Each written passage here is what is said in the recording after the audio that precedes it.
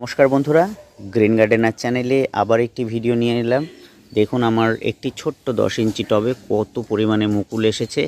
এর আগের ভিডিওগুলোতে আমি দেখিয়েছি, আজকে দেখাবো এর যত্ন এবং পরিচর্যা নিয়ে। তো আরও একটা গাছ আমি দূরে দেখাই এবং সামনেই দেখাচ্ছি মিয়াজাকি। এটাও খুব সুন্দর একটি টেস্টি ভ্যারাইটির আম। আর এই যে দেখতে পাচ্ছেন ব্যানানা ম্যাঙ্গো, এতে কিন্তু গুটি অলরেডি সেট হয়ে গেছে। তো আমি কিভাবে পরিচর্যা করছি সেটা নিয়ে আজকে পুঙ্খানুপুঙ্খভাবে আলোচনা আপনাদের সামনে করব। তো বন্ধুরা, আমরা জানি যে গাছে যখন ফুল থেকে ফলে কনভার্ট হতে আরম্ভ করে, তখন আমরা গাছে কিন্তু অবশ্যই বোরন প্রয়োগ করব। প্রতি 1 লিটার জলে 1 গ্রাম বোরন দিয়ে মাসে 2 বার প্রয়োগ করুন। কারণ আমাদের এই ওয়েস্ট বেঙ্গলের মাটিতে সবথেকে যেটা ঘাটতি হয় সেটা হলো বোরন আর জিঙ্কের। এই বোরনের অভাবে গাছের ফল ফেটে যায় এবং বিভিন্ন সমস্যার সৃষ্টি হয়।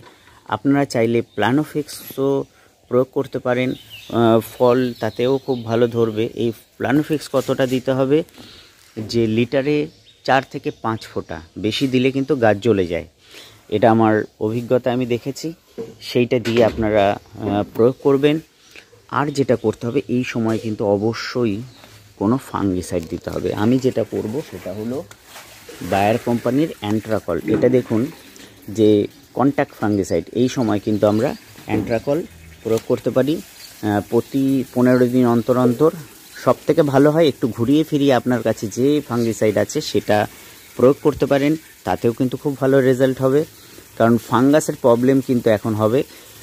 একটু দেখতে পাচ্ছেন যে কুয়াশা আবার মেঘলা, এই আবহাওয়ায় ফাঙ্গাসটা কিন্তু অতি দ্রুত বাড়তে পারে। তার ফলে কিন্তু গাছের ফল বা ফ্রুট সেটিং হতে চায় না। তাই এই সময় আমরা অবশ্যই কিন্তু ফাঙ্গিসাইড প্রয়োগ করব। গাছে অনুখাদ্য দেবেন, যে কোনো আপনার কাছে ভালো কোনো অনুখাদ্য থাকলে সেটা প্রয়োগ করুন, তাতে কিন্তু খুবই ভালো হবে। আর বিশেষ কোনো পরিচর্যা কিন্তু করতে হবে না গাছে এই সময়। কীটনাশক দেবেন না, কারণ ফুল অলরেডি ফুটে গেছে সবার। ফুল যদি ফুটে যায় তখন কি হয়, যদি আপনারা এই সময় কীটনাশক দেন তাহলে যেই সমস্ত পরাগ মিলনকারী পতঙ্গ তারা কিন্তু মারা যাবে। তার জন্য এই সময়ে কীটনাশক দেবেন না। আর কিছুদিন ওয়েট করুন, তারপরে কিন্তু আপনারা এই রকম হলে কিন্তু আপনারা কীটনাশক প্রয়োগ করতে পারেন। আপনারা এইভাবেই সাধারণভাবে যত্ন করুন, দেখবেন আপনার গাছও কিন্তু খুব সুন্দর হবে। তো সকলেই ভালো থাকবেন এবং সুস্থ থাকবেন।